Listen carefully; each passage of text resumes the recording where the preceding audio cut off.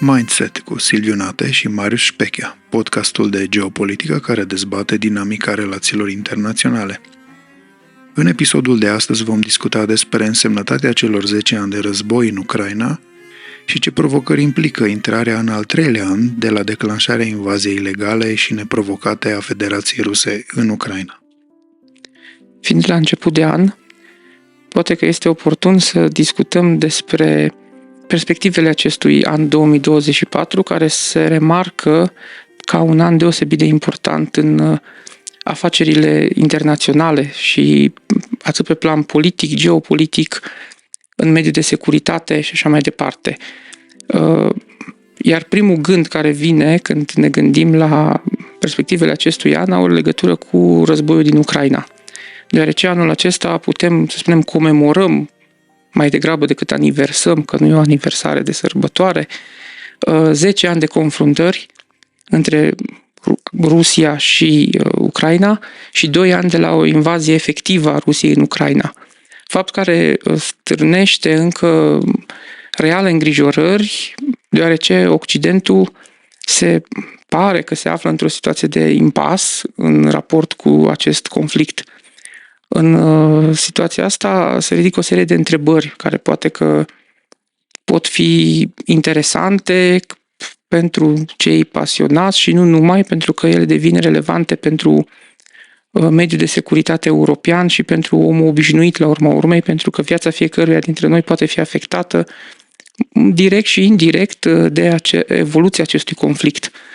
Astfel că poate că e important să ne amintim cum a început acest război, care sunt mizele locale, regionale și cele extinse, pentru a ajunge mai târziu la situația actuală. Iar pornind de la ceea ce tabloul de astăzi, tabloul începutului de an 2024, să încercăm să înțelegem ce se poate întâmpla, care ar fi scenariile de evoluție în Ucraina și care ar trebui să fie măsurile sau reacțiile noastre pentru a ieși dintr-o zonă de reactivitate, să zicem așa, de a fi reactivi și de a deveni proactivi, de a nu aștepta doar să se întâmple ceva pe frontul din Ucraina pentru a reacționa și a vedea cum putem preveni eventual un scenariu negativ care ne-ar afecta în mod direct. Mai ales că ne aflăm într-un context în care cumva se potrivește manualelor de relații internaționale la teoria subbalansării. Se pare că avem o amenințare din partea Federației Ruse care încă nu a primit un răspuns adecvat. Deoarece sancțiunile și ceea ce s-a întâmplat până în momentul acesta, cel puțin în ultimii 2 ani, nu par a fi avut efectele dorite sau cele pe care liderii occidentali și le-au imaginat atunci când au luat pachetele de sancțiuni în vedere. Și lucrurile acestea pot fi foarte periculoase pe viitor, pentru că exemplele de subbalansare de-a lungul istoriei au fost fatale pentru securitatea internațională. Iar repetarea unui scenariu similar, aproape că nu ne-am dorit să ne-l imaginăm. De aceea, să ne întoarcem puțin la contextul în care a început acest război. Cum a început și care sunt mizele? Da, se vorbește foarte des despre acest război în Ucraina declanșat de Federația Rusă și practic asistăm la 10 ani de confruntări. Războiul a început în februarie 2014, când Rusia a anexat ilegal Crimeea, sprijinind totodată separatiștii proruși în estul Ucrainei, care s-au întors împotriva armatei ucrainene în războiul din Donbass.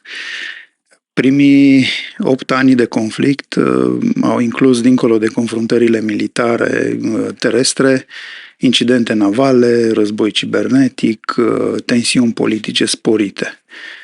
În 24 februarie 2022 asistăm la a doua fază de punere în scenă a ostilităților de către Federația Rusă și observăm practic că a fost declanșată o invazie militară masivă cu scopul de a ocupa cât mai multe teritorii și de a anihila, practic, acesta a fost obiectivul dintotdeauna al Moscovei, de a anihila aspirațiile politice pro-europene și pro-occidentale ale elitei din Kiev.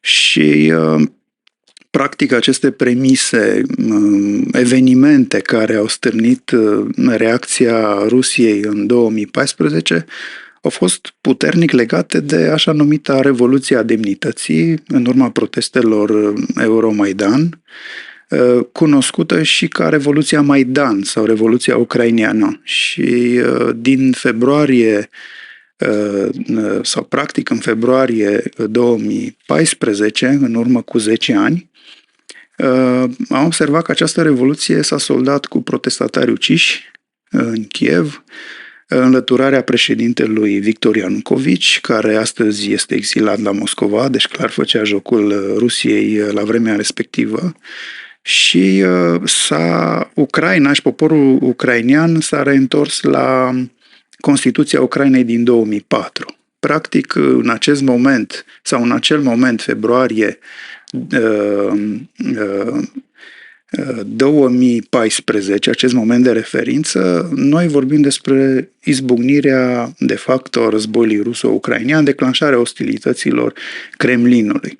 Și aici e important să aducem în discuție, pentru că un element, revendicările străzii, revendicările societății ale protestatarilor ucraineni vizau eliminarea corupției guvernamentale și abuzul de putere a factorilor de decizie, inclusiv influența Rusiei și a oligarhilor în viața politică și a societății, brutalitatea poliției.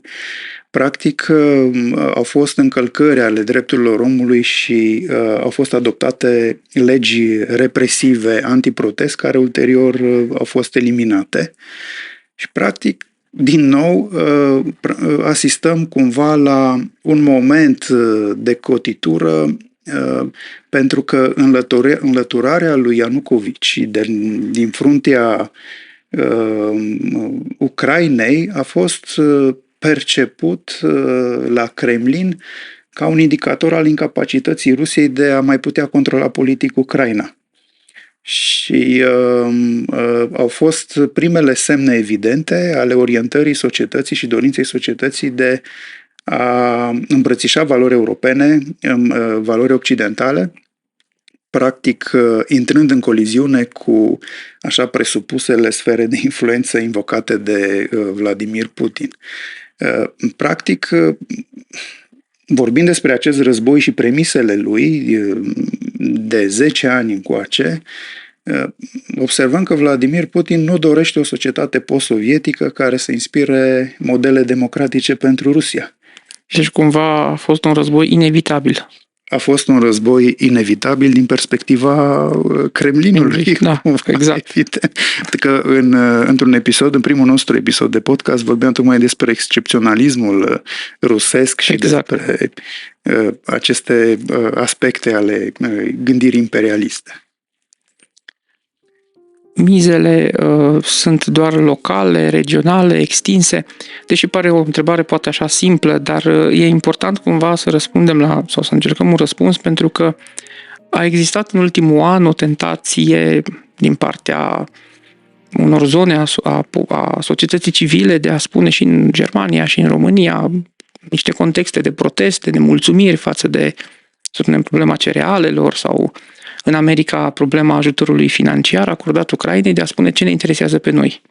Ceva de genul, e o problemă regională, e o problemă doar acolo, nu ne afectează pe noi în mod direct. Și atunci cred că e important să vedem un pic care sunt mizele, atât cele locale din zona pentru Ucraina, dar și cele de natură regională sau chiar mai extinse la nivel internațional în jocul geopolitic. Da, în primul sau în plan regional, dacă ne uităm aici în regiunea noastră, acest război, cum spuneam mai devreme, este legat de mizele politice ale Kremlinului pentru controlul regimurilor politice.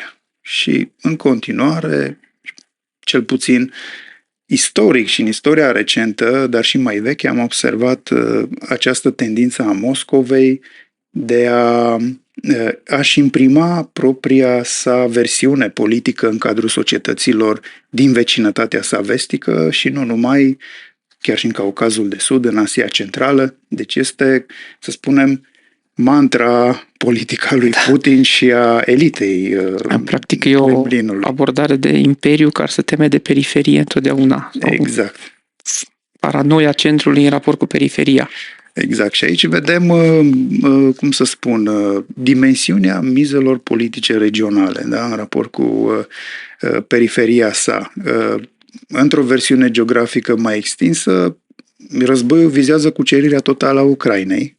Așa a fost și proiectat de la început, pentru că la 4-5 zile după declanșarea invaziei din 24 februarie 2022, Kremlinul era pregătit cu un comunicat de presă care a și apărut prin intermediul unui ziar. Ei au crezut în acea lovitură de tip Blitzkrieg. Deci vizează cucerirea totală a Ucrainei, controlarea Bielorusiei și izolarea statelor baltice de blocul occidental, sub pretextul apărării etnicilor ruși, pentru că se folosește mereu această narațiune, în încercarea de a asigura o punte terestră spre exclava Kaliningrad. Desigur, asta într-un viitor mult mai îndepărtat, dacă la un moment dat contextul european și internațional ar permite acest lucru, adică vorbim despre o alianță slăbită, dacă vorbim despre NATO, într-un astfel de context, și, evident, ca proiecție militară, cu siguranță Kremlinul urmărește realizarea și implementarea unui coridor militar întărit de la gurile Dunării până la Marea Baltică.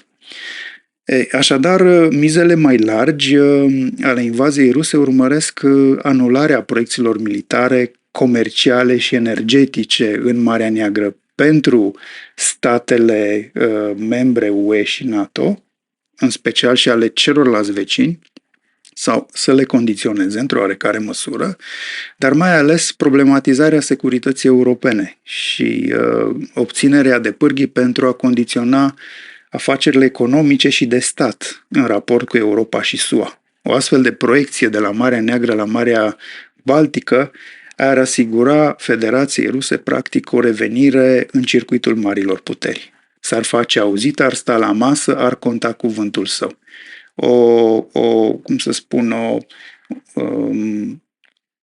Un atribut pe care, după destrămarea Uniunii Sovietice, Rusia l-a pierdut și reprezintă principalul punct de agenda a lui Vladimir Putin. După 2 ani de război, înțelegem că Vladimir Putin nu renunță la ambițiile sale, și-a canalizat eforturile în conversia economiei într-una de război, prin creșterea capacităților industriei de producție militară, superioritatea cantitativă a Rusiei, și noi am mai vorbit că Rusia a câștigat anumite războaie datorită acestui atribut al superiorității cantitative. A luat prin surprindere europenii care au preferat adesea să zacă într-o versiune romanțată și pașnică asupra securității, persistând cu succes în așa numita hibernare strategică. Deci asistăm de 2 ani cel puțin, dacă nu din 2014, la sindromul trezirii sau forțate, pentru că această trezire, după cum observăm, nu se produce chiar ușor. În continuare sunt anumite disensiuni în cadrul taberei europene. Și dincolo de curajul și reziliența poporului ucrainean, trebuie să înțelegem că resursele umane și militare sunt finite. Ele nu vin în permanență și există disponibilități nemăsurate.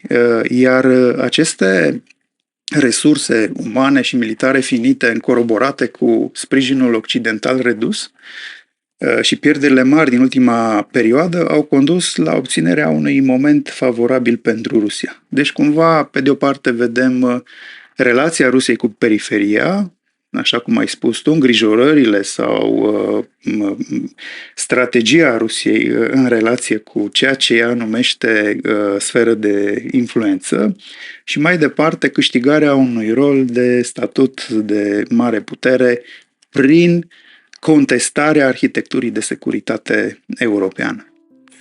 În prezent, situația actuală pare a fi destul de critică, așa cum s-a spus. Cumva suntem într-un impas. E adevărat că la nivelul canalelor media știrile vin și de o parte și de alta destul de greu de selectat, să zic așa, sau de făcut un discernământ asupra ceea ce e propagandă de război și ceea ce e adevăr. Și tocmai de aceea e poate important să vedem, să încercăm să înțelegem situația actuală într-un mod cât mai obiectiv. Pentru că această trezire a Europei, dacă nu se realizează, o să trăim un coșmar. O să continuăm să visăm, dar nu va mai fi un vis, va fi un coșmar. Chiar zilele acestea, cei de la Bloomberg aveau o analiză interesantă care spuneau că Europa va fi mai vulnerabilă ca niciodată în anul 2024 dacă lucrurile nu se mișcă în următoarea perioadă, în următoarele 3-6 luni. Și o întărire a Rusiei și o reluare a ofensivei ruse în Ucraina, în contextul blocajului sprijinului spre partenerilor occidentali ai Ucrainei, va crea o situație foarte nefericită.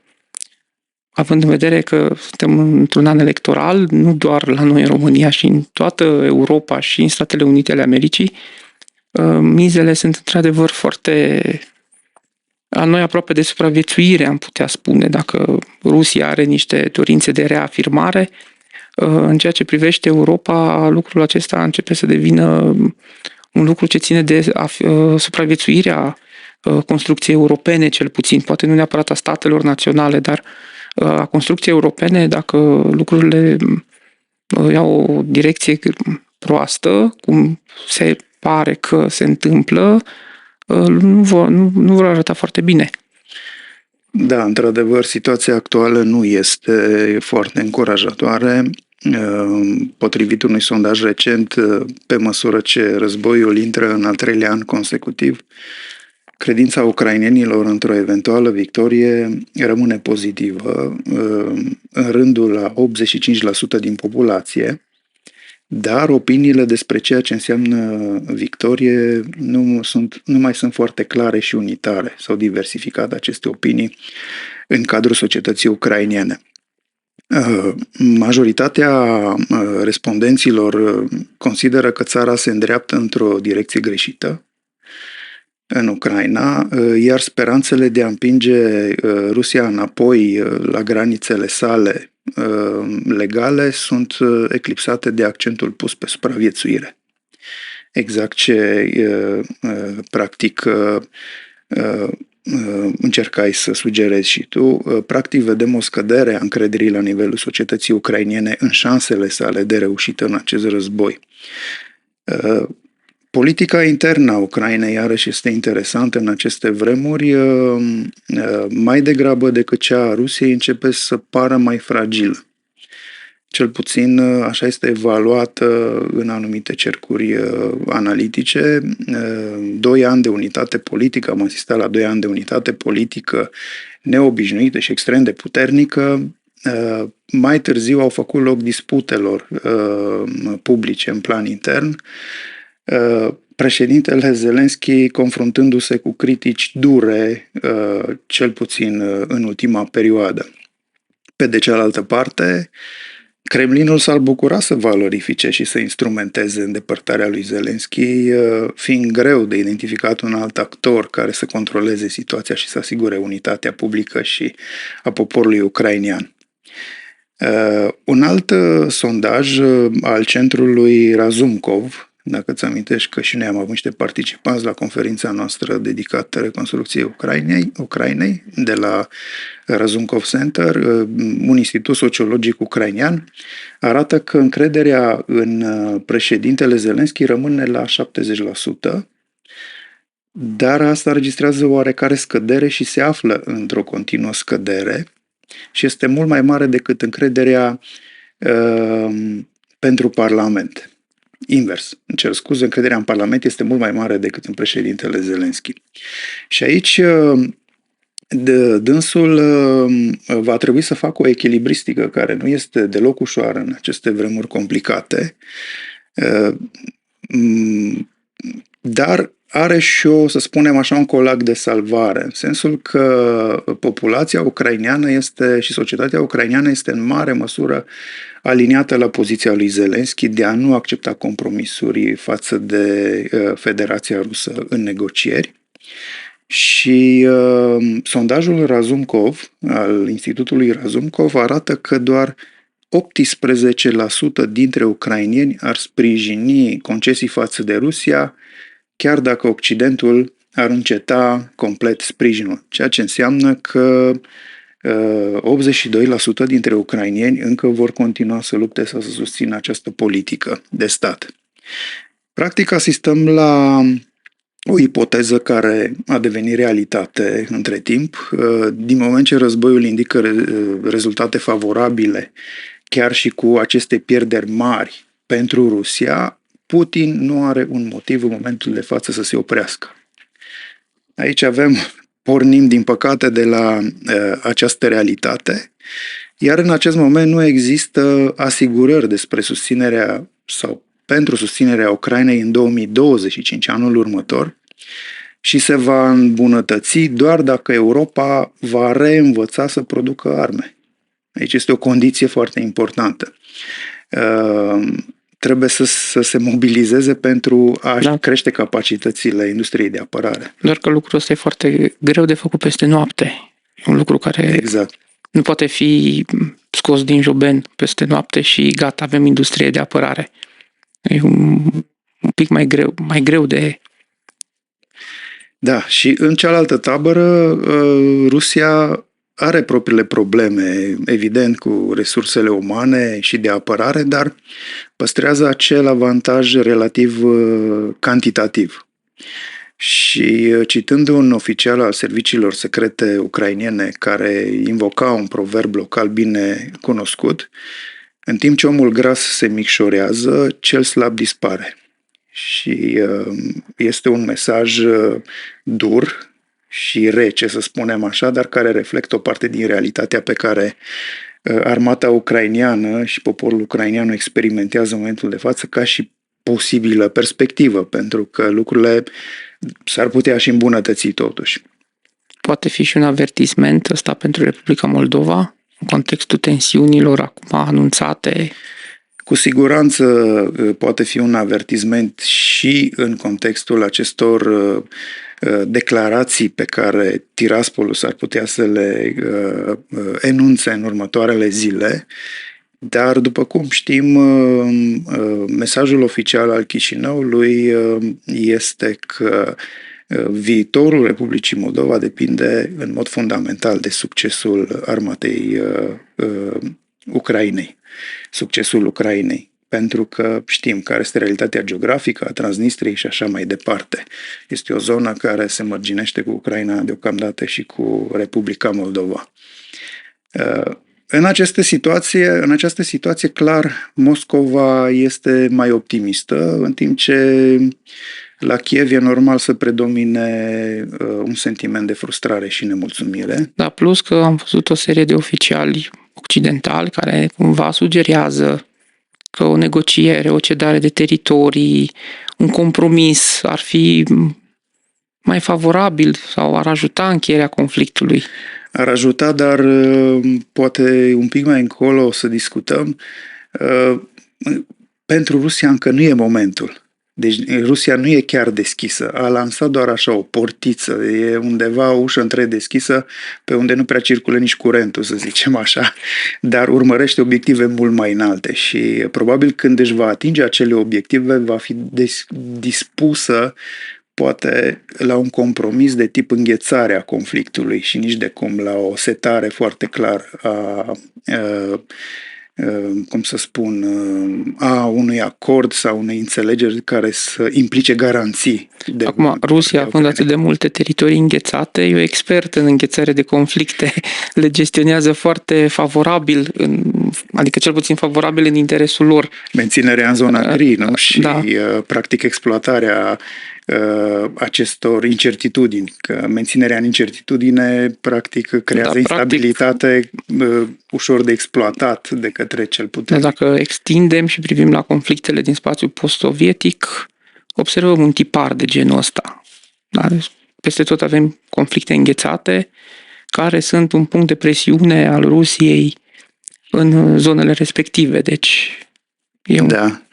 Pentru Moscova, în practic, ultima lună, putem să spunem cu ghilimele de rigoare că putem vedea niște succese ale Kremlinului, și nu numai pe câmpul de luptă. Moartea liderului opoziției ruse, Alexei Navalny, apoi ocuparea orașului Avdiivka, atacuri aeriene persistente asupra Ucrainei, inclusiv o rachetă hipersonică a fost lansată.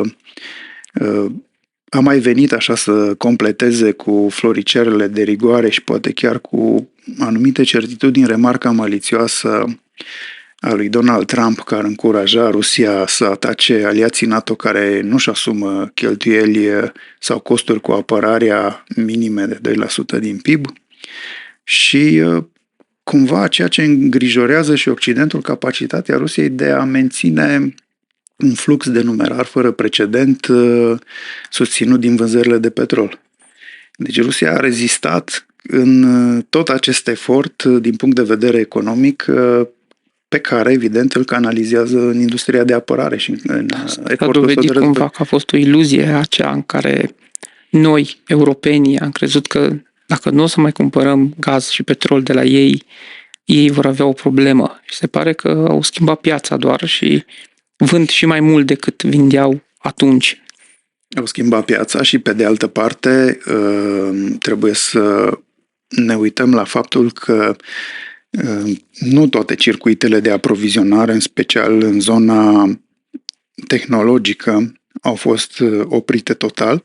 Companii occidentale sau printr-un model de redirecționare prin state proxy au reușit să exporte în Federația Rusă tehnologie care evident o ajută în producția sa de armament inteligent. Zelensky a transmis săptămâna trecută, joi, un mesaj destul de pesimist unui jurnalist de la Fox News și a fost întrebat dacă vor supraviețui ucrainenii fără ajutorul Congresului. Iar răspunsul lui a fost ceva de genul: desigur, dar nu toți cei dintre noi. Deci, ucrainenii, din păcate, vor înregistra pierderi semnificative fără sprijinul american. Atmosfera în Congres este de asemenea sumbră. Senatorul Chris Murphy este un democrat de Connecticut care a spus că nu există un plan B, deci neapărat trebuie să treacă acest pachet, dar s-ar putea să rămână blocat, avertizând cumva că Ucraina ar putea pierde războiul dacă SUA nu vor continua să susțină eforturile Kievului. Reluăm practic același sentiment exprimat și de vicepreședinta Kamala Harris la conferința pentru securitate de la München. Este un moment crucial pentru soldații ucrainieni care se confruntă cu lipsa muniției de artilerie pe linia frontului. Și practic fără arme suplimentare, Ucraina ar putea ține pentru o vreme la distanță trupele ruse, dar probabil va începe să piardă războiul sau cel puțin să piardă o parte din teritorii. Și ce avem astăzi, la ce asistăm apropo de situația actuală? Vedem o asimetrie a capabilităților. Nu? Că practic despre asta e vorba și putem aprecia că în acest moment Rusia a câștigat în mod clar inițiativa. Trupele ruse avansează încet pe întreaga linie a frontului. profitând de pe urma penuriei de muniție pentru artilerie, rachete de apărare aeriană și chiar și de resursa umană ucraineană. Și aici Rusia evident are un ascendent major în spațiul aerian ucrainean, fiind capabilă să atace întreg teritoriul cu rachete de croazieră și drone, în timp ce Ucraina a obținut succese importante pe mare. A reușit să împingă flota Mării Negre a Federației Ruse spre est, reactivând astfel exportul de mărfuri pe mare. În urmă cu 3 zile a apărut în presă faptul că Ucraina a reușit să distrugă un avion de spionaj rusesc de tip Beriev A-50. E un avion spion de colectare de intelligence, un oraș tehnologic zburător și NATO are astfel de aparate. Ceea ce reprezintă un succes, mai ales că serviciile de informații britanice estimează că Rusia mai deține doar 6 astfel de aparate. Dar, din păcate, nimeni nu poate oferi o prognoză precisă pentru 2024, iar comunitatea analitică se uită spre 3 elemente definitorii care vor determina traiectoria lunilor următoare. Exact asta vreau să întreb. Da. Care ar fi scenariile posibile în contextul ăsta destul de... Da. Pe de o parte, în această primăvară ar trebui să ne reevaluăm așteptările, deoarece Ucraina nu va avea echipamentul sau personalul necesar pentru a lansa o contraofensivă semnificativă. Și pentru această primăvară ne putem uita doar la modul în care Ucraina rezistă și reușește să-și protejeze teritoriile. În al doilea rând, Rusia, cu ajutorul aliaților săi, și-a asigurat superioritatea artileriei. Știm parteneriatele pe care le are cu Iran, cu Coreea de Nord, și împreună cu atacurile terestre se concentrează pe destabilizarea pozițiilor ucrainene. Iar în al treilea rând, fără apărare aeriană occidentală și rachete cu rază lungă de acțiune, precum și obuze de artilerie, Kievul se va strădui să își proiecteze o apărare credibilă și susținută cu ceea ce are. Ce urmează se întâmplă în Ucraina? Rusia își păstrează cu siguranță avantajul în prima jumătate a anului 2024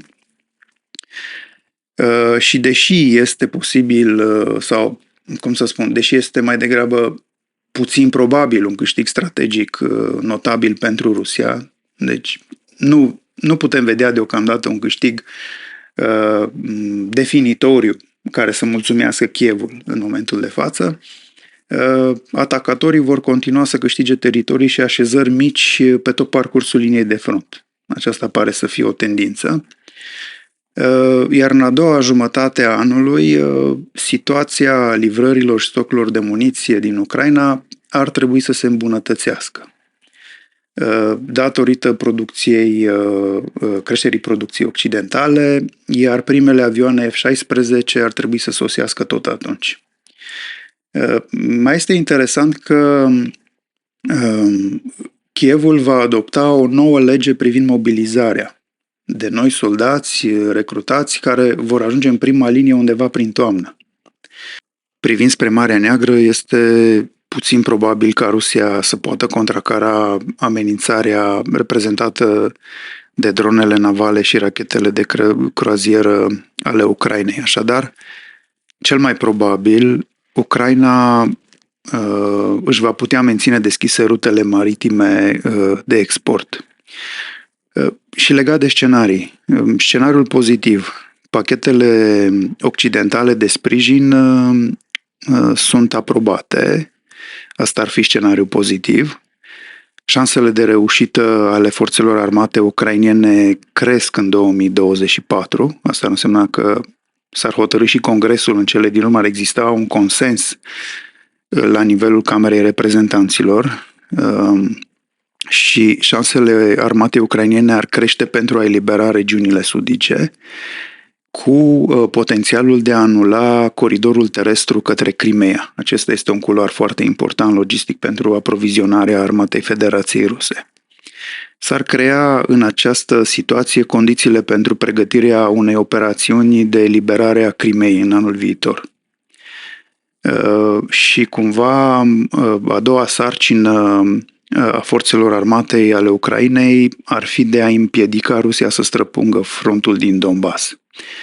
Acesta ar fi cel mai pozitiv și de dorit scenariu pentru Ucraina și pentru comunitatea occidentală. Aprobarea unei strategii a Mării Negre din partea Statelor Unite ar putea juca un rol în... Ar putea juca un rol, doar că orice bani care se disponibilizează necesită aprobarea Congresului. Nu va impune neapărat și bani în mâna președintelui Statelor Unite. Deci depinde foarte mult de cum se poziționează cele două tabere politice în Congresul American, pe de o parte, și la ce concluzii vom ajunge după noiembrie, după alegeri, mai degrabă din ianuarie anul viitor. Și există, evident, și scenariul negativ. Rusia își atinge obiectivele militare în Donbass, cu ocuparea completă a regiunilor Donetsk și Lugansk, pe care deocamdată nu a reușit să le controleze complet, și va zădărnici acțiunile nereușite ale forțelor armate ale Ucrainei de eliberare a regiunilor Herson și Zaporozhye. Practic, linia frontului devine în mare parte slăbită din perspectiva Moscovei și se ajunge la un impas strategic. Din acest punct se pune în discuție problema necesității începerii negocierilor dintre Kiev și Moscova. Practic, aș spune, discuțiilor dintre Moscova și Washington pentru înghețarea conflictului, și depinde foarte mult și de rezultatul electoral de la Casa Albă. Și în contextul ăsta, care ar fi cele mai bune poziționări sau, să zicem, măsuri pe care ar putea fi luate, sau cum ar trebui, cel puțin poate chiar noi ca țară, să ne poziționăm, pentru că e important și noi să ne păstrăm un rol activ în regiune. Da, este clar. Tocmai pentru că Putin nu renunță la obiectivele sale, membrii acestei coaliții occidentale de sprijin pentru Ucraina trebuie să adopte în primul rând o strategie pe termen lung. Și Kievul are nevoie de arme cu rază lungă de acțiune pentru a realiza lovituri în adâncimea frontului inamic, armament pe care Occidentul a ezitat să-l trimită în Ucraina până acum, pentru că ar schimba destul de mult, sau ar fi un game changer, să spunem așa, da? Ar schimba dinamica jocului. Ucraina are nevoie de capabilități de război electronic și capabilități de recunoaștere și supraveghere cu drone. Războiul electronic este folosit și de ruși și automat toate aceste sisteme de bruiaj creează o serie de inconveniențe pe front, dar evident Ucraina are nevoie și de capabilități de supremație aeriană. Își antrenează acum piloți pe avioanele F-16. Din păcate, cum spuneam mai devreme, în următoarele 3-4 luni, sprijinul occidental pentru Ucraina nu se poate îmbunătăți semnificativ. Chiar dacă un pachet va fi agreat în Congres, pachet de sprijin, va dura până ce armamentul va ajunge Ar putea aceste înțelegeri bilaterale ale Ucrainei cu diferite state din Uniunea Europeană, așa cum s-a discutat în ultimul timp în spațiu public, ar putea fi o soluție? Cu siguranță, deja această soluție e pe masă și funcționează. Adică statele ar putea face mai mult individual, poate, decât în cadrul unor alianțe extinse în care procedurile sunt mai complicate, poate, sau... România a furnizat al 15-lea pachet de sprijin militar pentru Ucraina. Nu știm în ce constă, aceste informații nu sunt publice, dar este clar că la un moment dat, în viitor, vom ști și noi cu ce am contribuit.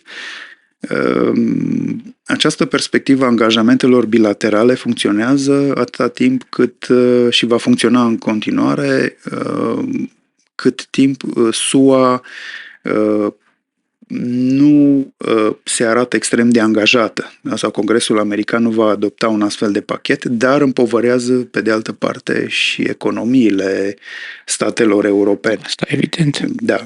Deci există acest mecanism, să zic, bilateral, care a fost inițiat pe de o parte, dar avem și Uniunea Europeană dispusă și Comisia Europeană dispusă să sprijine cu pachete financiare, cel puțin semnificative. Cel puțin până în vară.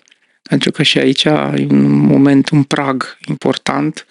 După alegerile europarlamentare, Europa poate și ea, la rândul ei, asemenea Statelor Unite, să sufere niște repoziționări. Cu siguranță și Rusia va exploata acest moment de vulnerabilitate. Tocmai de aceea am început să vedem zâmbete pe chipurile liderilor de la Kremlin. E foarte interesant că au apărut cu vreo 2-3 luni în urmă, adică au anticipat destul de bine această dinamică. Întrebarea apare, oare au anticipat această dinamică și înaintea dezbaterilor din Congres, adică aveau vectori care să blocheze astfel de inițiative? Desigur, e o temă poate pentru un alt podcast, sau intrăm într-o altă zonă. Da, sau poate mai răutăcios să fim, sunt cei care au generat astfel de trenduri. Exact.